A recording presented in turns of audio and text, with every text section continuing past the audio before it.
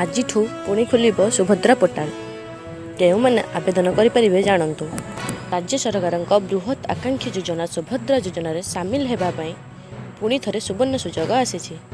दीर्घ दिन स्थगित थिबा सुभद्रा पोर्टाल आज खोलने जाऊँ।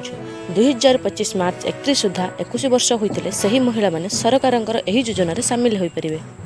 सुभद्रा योजनार लाभ पाइबापी समस्त महिला हिताधिकारी निम्नलिखित योग्यता मानदंड पूर्ण करने आवश्यक। आवेदनकारी ओडिशार बासिंदा होइतिबा आवश्यक।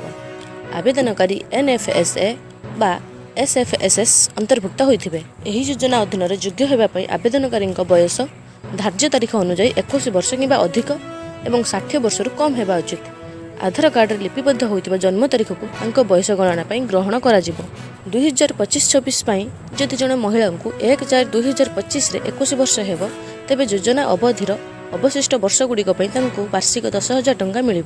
सेहीपरि जो महिला 31/3/2025 60 वर्ष पूर्ण करेंगे योजनार अवधिर अवशिष्ट वर्ष गुड़िक सहायता दिज्व ना।